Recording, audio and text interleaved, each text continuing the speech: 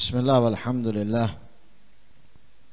wassalatu wassalamu ala rasulillah Sayyidina wa maulana Muhammad ibn Abdullah wa ala alihi wa sahbihi wa man walah wa la hawla wa la quwwata illa billah. Nawaitu ta'allum wa ta'lim wan naf'a wal intifa' wal mudzakarata wat tadhkir wal ifadata wal istifada wal hatha ala tamassuki bi kitabillahi wa sunnati rasulih wa du'a ila al huda wad dilala ala al khair ibtigha'a wajhillahi wa mardatihi wa qurbihi wa thawabihi min Allah ta'ala. Alhamdulillah, di malam yang penuh barakah ini, malam kedua bulan Rabiul Awal, kita dapat memperbanyak salawat kepada Nabi Muhammad sallallahu alaihi wasallam, yang mana dijanjikan oleh beliau bahwa yang paling banyak bersalawat menjadi orang yang paling istimewa di sisinya kelak di hari kiamat. Sebagaimana Rasul sallallahu alaihi wasallam bersabda di dalam hadisnya, aulakum bi yaumal qiyamah aktsarukum alayya salatah. Paling istimewanya seseorang di antara kalian di hari kiamat di sisiku adalah orang yang paling banyak bersalawat kepadaku. Mudah-mudahan dengan banyaknya kita bersalawat di malam yang penuh barakah ini dan di hari-hari yang akan datang, di bulan-bulan dan di tahun yang akan datang, Allah Subhanahu wa taala menjadikan kita orang yang istimewa di sisi Rasulullah. Dan mudah-mudahan dengannya Allah Subhanahu wa taala memudahkan segala hajat kita. Dan mudah-mudahan Allah Subhanahu wa taala dapat menghapus segala kesalahan dan dosa-dosa kita. Amin Allahumma amin. Hadirin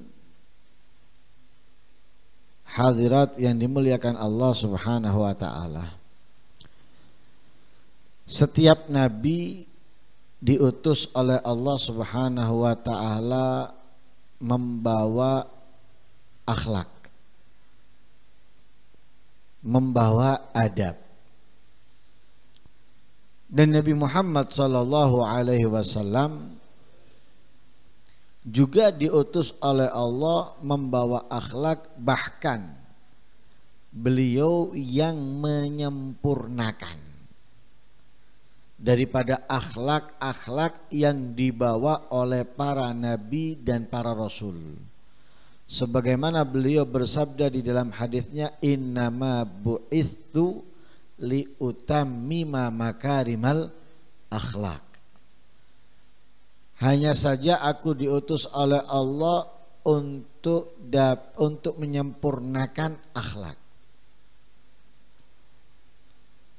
Karena itulah Allah Subhanahu wa taala menjadikan Nabi Muhammad contoh terbaik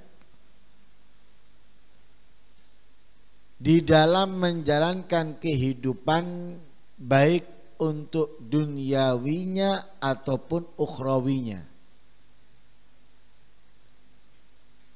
Tentunya contoh terbaik bukan bagi semua orang mukmin, melainkan orang mukmin yang benar-benar mengharapkan pahala dari Allah, atau orang-orang yang takut kepada Allah. Orang mukmin yang takut atau yang benar-benar takut kepada Allah. Orang mukmin yang mengkhawatirkan hari kiamat, tentang keadaannya kelak. Sebagaimana Allah berfirman, laqad kana lakum fi rasulillahi uswatun hasanatun liman kana yarjullaha wal yawmal akhir wa dzakarallaha katsira. Rasulullah itu contoh terbaik bagi setiap orang yang beriman khususnya. Bagi setiap orang yang beriman khususnya. Umumnya bagi semua orang. Mau dia kafir, mau dia munafik, mau dia musyrik. Tapi lebih khususnya bagi orang yang benar-benar beriman, bukan hanya sekedar beriman, tapi benar-benar beriman. Karena itu dikhususkan lagi oleh Allah, contoh terbaik bagi siapa? Bukan hanya untuk semua orang yang beriman, tapi liman kana yarjullaha wal yaumal akhir wa dzakarallaha katsira. Jadi bagi orang yang takut kepada Allah, orang yang hanya mengharap kepada Allah dan mengkhawatiri atau risau tentang keadaannya di hari akhir, dan orang yang banyak berzikir kepada Allah Subhanahu wa taala. Sehingga Allah Subhanahu wa taala memuji Nabi Muhammad di dalam ayat Al-Qur'an karena akhlaknya yang agung. Wa innaka la'ala khuluqin azim. Jadi sesungguhnya kamu Muhammad di atas akhlak yang agung. Sering kita sampaikan, kalau kita ini menjadi indah karena akhlak. Sehingga dalam hadis Rasul SAW mengatakan apa? Kalian ini tidak akan bisa memuaskan semua orang. Tidak akan. Tidak akan bisa memuaskan semua orang dengan harta kalian. Buktinya apa? Ada orang yang dekat diguyur dengan duit tapi masih mengkhianati. Bahkan dia tidak pernah merasa puas dengan pemberiannya. Wis kayak gede, kasih besar. Tapi nggak puas dia dengan pemberiannya tadi itu. Masih merasa kurang. Karena itu di beberapa keadaan dia masih ngambil tanpa sepengetahuan. Kan nggak sedikit itu kan. Deket, bahkan memberinya pun nggak hitungan terkadang. Tapi yang diberi tadi itu masih belum puas dengan pemberian dari yang memberinya. Dan itu sudah nas hadisnya Rasulullah, tidak akan pernah kita bisa memuaskan orang dengan harta kalian. Tapi kita bisa memuaskan orang itu dengan apa? Akhlak yang baik. Dengan akhlak yang baik bisa. Nah, kita itu bisa memuaskan orang lain dengan akhlak kita. Berarti apa? Kita menjadi indah dengan akhlak sehingga orang yang melihat kita menjadi bahagia dan senang. Kebun, nah, taman, kalau indah, taman tadi itu dirinya memberikan keindahan yang membuat orang lain atau orang yang melihatnya itu bahagia, senang. Terkadang orang pusing kepalanya dengan berbagai macam masalah, ngelihat keindahan taman tadi itu terhibur. Apalagi kalau tamannya tadi itu bukan hanya pohon, bukan hanya kembang dan semisalnya, tapi misalnya ada burung yang berkicau atau ada kolam ikan, ya, akan menjadi apa? Bahagia. Seperti itu orang yang punya akhlak yang baik. Kita ini kalau punya akhlak yang baik, banyak orang senang. Walaupun ada yang nggak senang, pasti itu nggak mungkin tidak.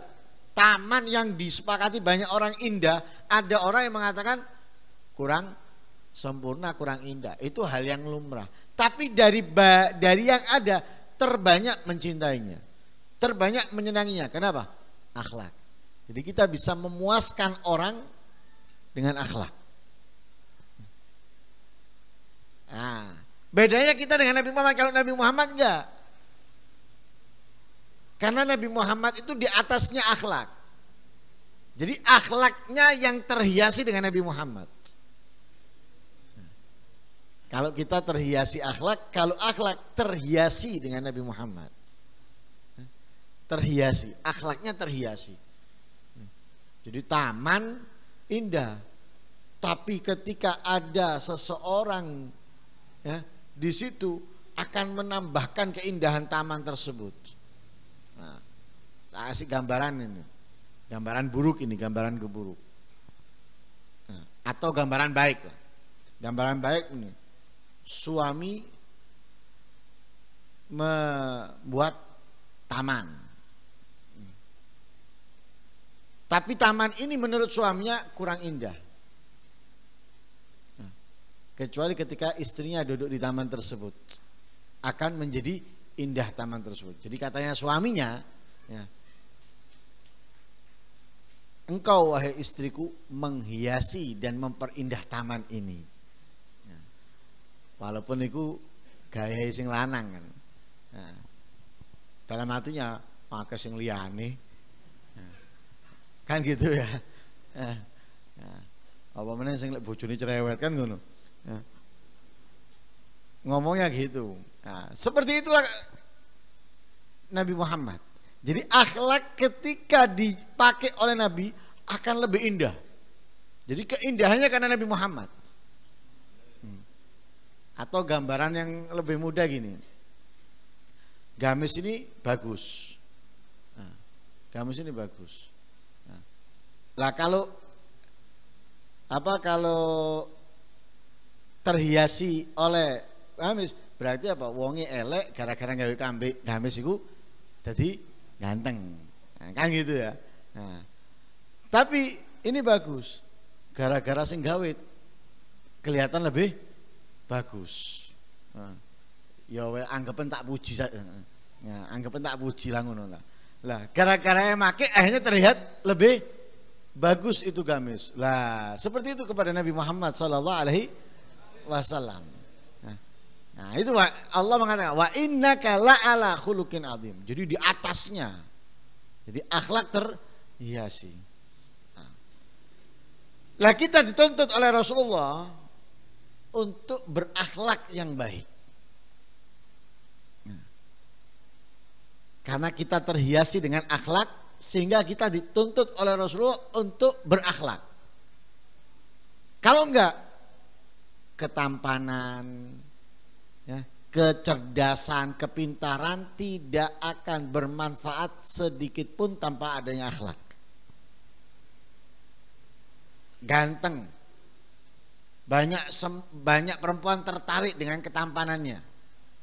Tapi kalau dia tidak berakhlak, walaupun banyak yang tertarik, tapi banyak daripada mereka yang nggak mau menjadi pendampingnya.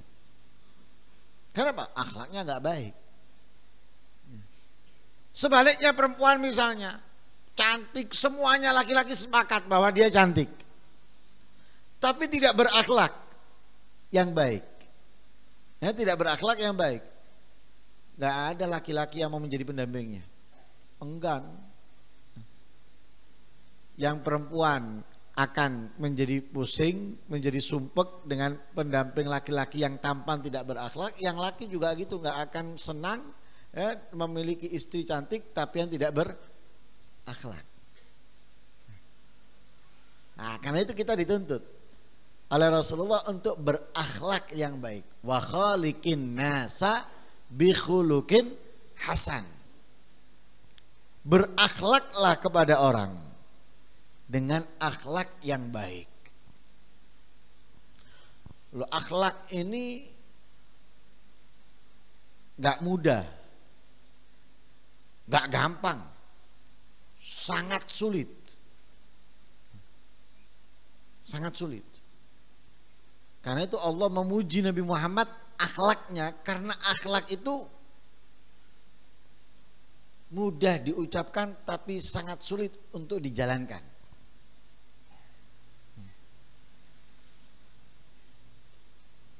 Siapa dari kita yang dicaci depan banyak orang, diem, senyum, nggak bales, nggak dendam? Ada? Ngacung aja kalau ada. Ada. Sulit. Dicaci depan orang, tidak membalas, malah justru memaafkan, mendoakan orang yang mencaci, bukan bongko. Ampunan, dilancarkan rezeki dan lain-lain sebagainya. Ada dari kita? Sulit, berat. Kita datang orangnya ngasih kabar aja lah, belum pasti. Belum pasti, ngasih kabar toh. Belum pasti yang ngabari tadi itu jujur atau enggak, kita nggak tahu. Wah, mulut kita ini sudah keluar sak macamnya. Oh, tadi wong iku mana sati yo. Bangsat wong. Wah, keluar nanti. Ya. Binatang A, B, C, ya. Apa aja semacam keluar dari awalnya A, yang awalnya B, yang awalnya C, yang awalnya K, yang awalnya U, keluar KP untuk dia sudah. Padahal yang datang ngabari kita ini belum tentu benar. Bisa jadi yang datang tadi itu apa? Mengadu kita. Mengadu kita, bisa jadi mengadu kita. Tapi kita sudah termakan aduan tadi itu. Nah, kenapa? Tapi kalau orang yang punya akhlak yang baik, enggak. Karena itu Imamul Ghazali mengajarkan kepada kita apa? Kalau ada orang datang membawa berita kepada kita, jangan percaya. Jangan percaya. Kenapa? Kalau dia jujur, ya mudah-mudahan Allah mengampuni dosanya. Berarti kabarnya benar, tapi kita harap Allah mengampuni dosanya. Karena di sini dia melakukan perbuatan jahat, yaitu memfitnah atau namimah, ya, namimah, mengadu domba, yang membuat dia terhalang untuk masuk surga. Kalau dia bohong, dia mendapatkan kebohongan yang membuat dia mendapatkan laknatnya Allah. Jadi katanya Imam Ghazali, kalau memang dia benar, berarti dia adu domba, dia terhalangi masuk surga, doakan dia agar terbebas dari keburukan itu. Kalau bohong, ya mudah-mudahan diampuni dosanya, dia bertobat daripada kebohongannya. Karena itu berat. Enggak perlu kita sudah mual. Enggak mudah. Karena itu orang yang sempurna keimanannya baru bisa memiliki akhlak-akhlak yang baik. Akmalul mu'minina imanan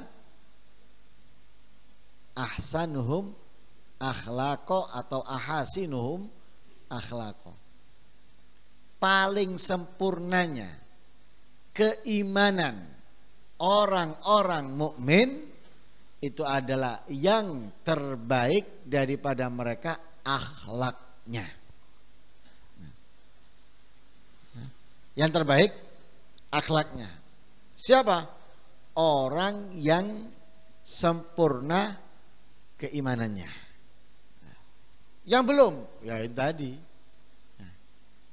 Jadi kalau kita mau menjadi orang yang baik akhlak, kita perlu meningkatkan keimanan. Dengan keimanan yang bertambah, insya Allah kita akan menjadi orang yang berakhlak yang baik. Karena orang berakhlak baik ini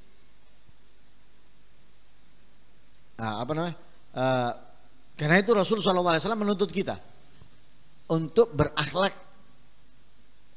yang baik. Dan itu telah diajarkan oleh Rasul SAW. Karena berat, susah. Apalagi kalau kita sering kali mendengarkan cerita tentang Rasulullah, para sahabat dan lain sebagainya. Berat. Rasulullah dicaci, Rasulullah difitnah, Rasulullah diboikot, Rasulullah diperangi, dan yang lain sebagainya. Tapi cacian, fitnahan, lemparan batu, kotoran, duri dan lain sebagainya, ya, tidak pernah sekalipun dibalas oleh Rasulullah. Kalau kita mungkin bisa menahan sesekali, tapi kalau terus-terusan, ya akhirnya kita akan membalasnya. Tapi Rasulullah nggak pernah. Nggak pernah kita cari dimanapun riwayat, nggak pernah kita melihat Rasulullah itu membalas. Nggak apa. Dilempari kotoran, dilempari batu, malah justru Rasulullah memaafkan. Yang melempari batu, yang melempari kotoran, malah justru memaafkan. Bukti Rasulullah memaafkan dan masih rahmat kepada mereka, sayang kepada mereka ketika sakit dijenguk. Sakit dijenguk. Ketika di Taif dilempari batu, dikatakan orang gila dan yang lain sebagainya, sampai berdarah. Darah ini ditadai sama Rasulullah. Khawatir tak jatuh ke bumi, buminya murka kepada penduduk Taif. Malaikat datang mau dihancurkan Taif, penduduk Taif. Dikempit dengan 2 gunung. Katanya Rasulullah, lah enggak. Justru apa? Didoakan oleh Rasulullah. Allahumma hdi qaumi fa innahum la ya'lamun. Ya Allah, berikan petunjuk kepada kaumku karena mereka tidak faham, tidak mengerti. Para sahabat juga gitu. Ada di antara mereka yang baru masuk Islam, enggak sabar. Baru masuk Islam, nggak sabar ketika mereka berada di dalam kemusyrikan, kekufuran, mereka terhormat, termasuk tokoh-tokohnya. Masuk Islam dihina, bukan oleh tokoh-tokohnya orang-orang kafir, tapi justru dengan orang-orang yang dulu menghormatinya, dengan orang-orang yang dulu memuliakannya. Nggak kuat. Ada beberapa orang datang ke Rasulullah, ya Rasulullah, kita mau merangi mereka. Rasulullah mengajarkan kepada mereka sabar. Belum ada perintah, sabar.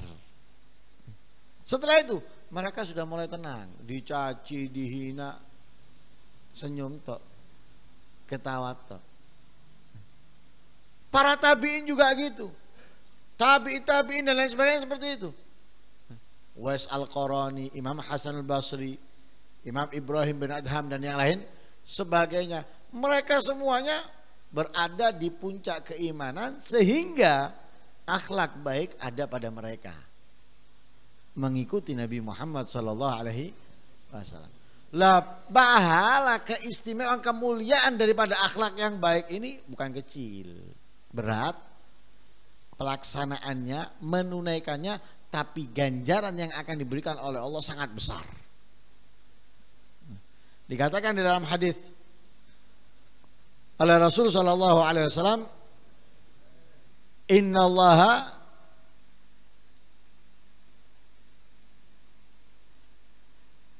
apa?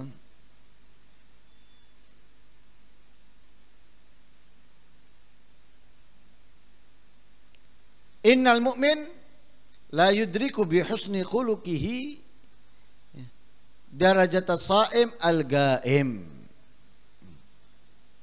Diriwayatkan oleh Sayyidatuna Aisyah. Beliau mendengarkan daripada Rasul sallallahu alaihi wasallam, orang mukmin itu akan menggapai, akan meraih derajat orang yang puasa dan orang yang bangun malam. Jadi derajat orang yang ahli puasa, derajat orang yang ahli qiyamul lail. Orang mukmin mendapatkan derajatnya orang yang ahli puasa, orang yang ahli qiyamul lail hanya dengan akhlak yang baik. Walaupun dia bukan ahli puasa, anggap puasanya Ramadan, bukan ahli qiyamul lail karena setiap malam bangunnya subuh. nggak pernah qiyamul lail kecuali Ramadan untuk sahur misalnya, tapi dia bisa mendapatkan derajatnya orang yang ahli qiyamul lail, orang yang ahli puasa. Lah kalau kita hitung pahalanya puasa besar. Jangankan orang yang ahli puasa, hanya puasa aja loh besar pahalanya. Apalagi orang yang ahli puasa. Qiyamul lail besar kemuliaannya.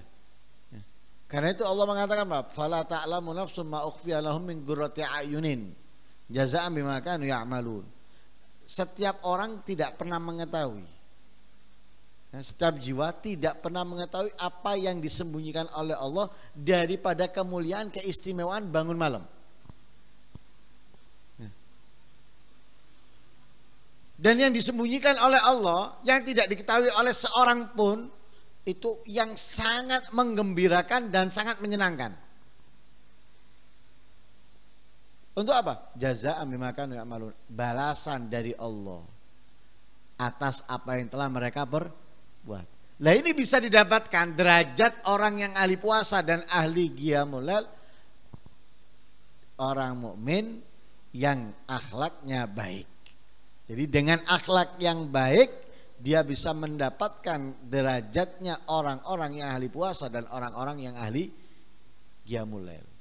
Jadi enggak dia setiap harinya makan, setiap harinya tidur malam enggak pernah bangun, tapi derajatnya mereka bisa didapatkan hanya dengan akhlak yang baik.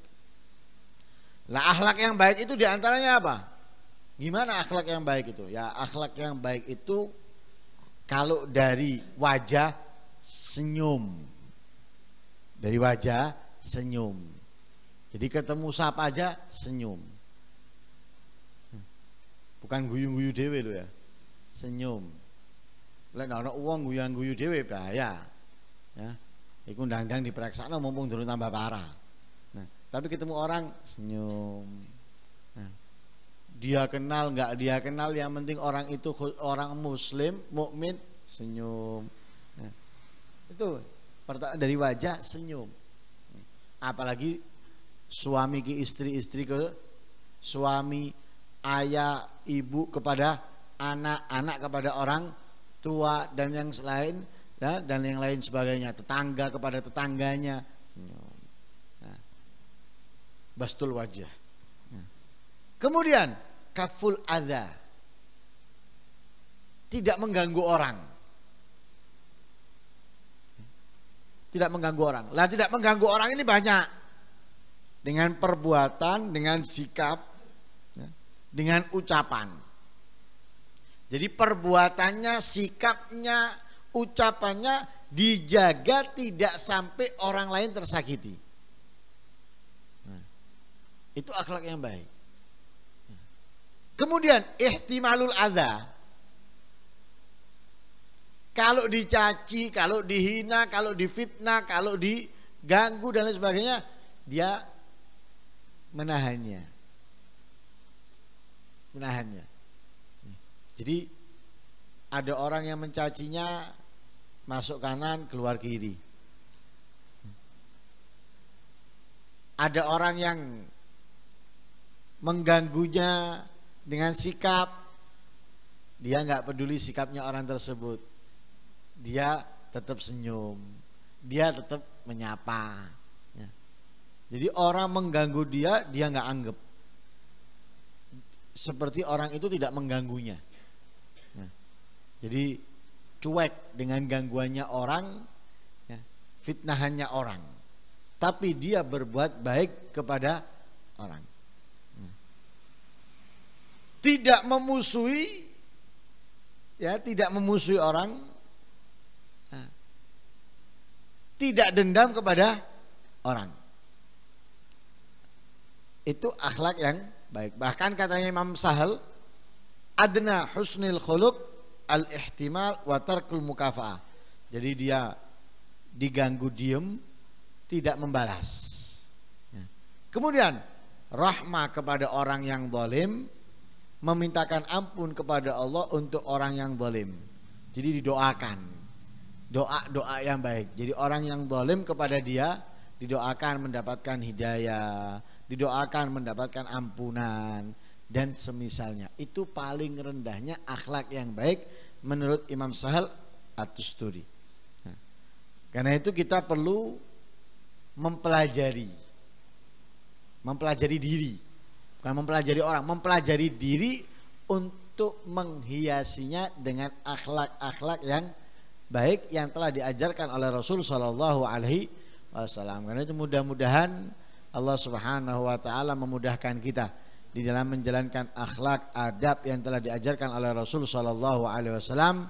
Dengannya kita bisa menjadi orang-orang yang dicintai oleh Rasul Shallallahu Alaihi Wasallam, dicintai oleh Allah, mendapatkan ridha keduanya bersama Rasulullah di surganya Allah Subhanahu Wa Taala. Amin Allahumma amin. Wassallallahu ala sayyidina Muhammadin nabiyil ummi wa alihi wasallam walhamdulillahi rabbil alamin.